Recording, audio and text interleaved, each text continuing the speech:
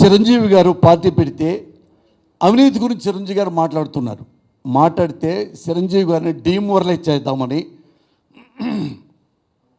చిరంజీవి గారి కూతురు గురించి వాళ్ళ లేడీస్ గురించి ఘోరంగా మాడారు లైవ్లో. మీ అందరికి తెలిసే ఉంటుంది, మీడియా వాళ్ళకి తెలుసు కదండి. ఆ కూతురు గురించి ఎవరు కేసీఆర్ నాని గారు లైవ్లో మాట్లాడుతూ ఉన్నారు.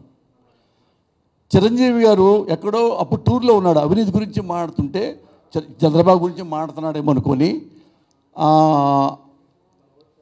ఇవన్నీ చిరంజీవి గారు తెలిసి ఆయన వ్యాన్లోనే అన్నం తినకుండా ఏడుస్తున్నాడు కన్నీళ్ళు పెట్టుకొని. ఎక్కడో ఊరది.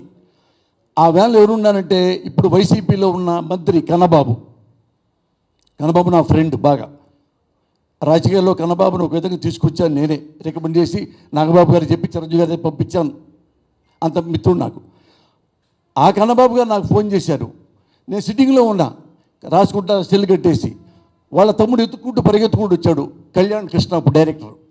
అన్నా మీరు సెల్ కట్టేశారా, గంట నుంచి వెయిటింగ్ చిరంజీవి గారు మీతో మాట్లాడాలని. ఎందుకు చిరంజీవి గారు మాట్లాడాలంటే మీరు సెల్ ఆన్ చేయండి, నన్ను అర్జెంట్ సెల్ ఆన్ చేశా. అన్న మాట్లాడు లైన్లో ఉంటే కన్నబాబు గారు లైన్లో కూర్చో. ఏంటి కన్నబాబు గారు అన్న? ఏం లేదండి, వ్యాన్లో ఉన్నాం, అన్నయ్య అన్నం తింటలేదు, అన్నయ్య కన్నీళ్ళు పెట్టుకున్నారు, ఏడుస్తున్నారు అన్నయ్య. ఎందుకు సార్? మీరు చూడలేదా సార్, కేసీఆర్ నాని గారు ఘోరంగా మాడారు చిరంజీవి గారి ఫ్యామిలీ గురించి. అన్నయ్య ఏడుస్తున్నాడు, ఎందుకంటే రాజకీయాలకి నా ఫ్యామిలీకి ఏంటే సంబంధం అని ఫీల్ అవుతున్నాడంటే ఇది అన్నయ్య మాడతారంట. అయ్యి మీ వద్దు సార్, అన్నయ్యకి వద్దు, మీరు మాట్లాడండి అన్న. టక్కని తీసుకున్నాడు.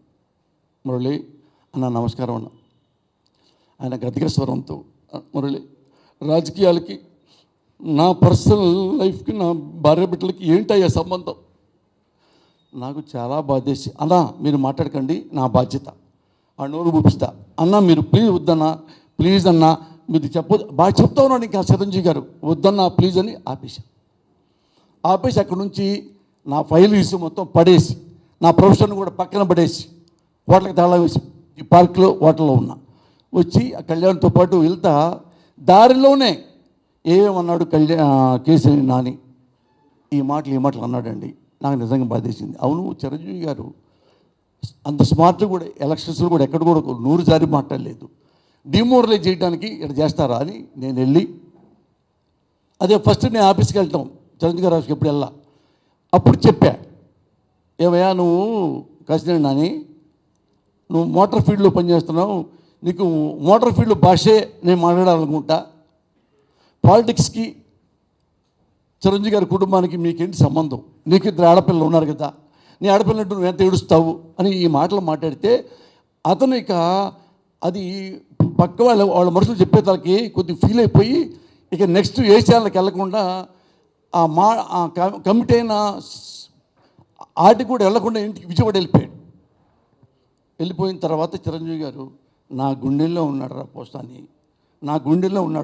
అని చెప్పి 2 పెగ్గులు వేసుకొని చెప్తే శ్రీకాంత్ నాకు వచ్చి చెప్పాడు, ఎంత గొప్పగా చెప్పాడు నీ గురించి చిరంజీవి గారు అని. నాకేమైనా సంబంధం ఉందా?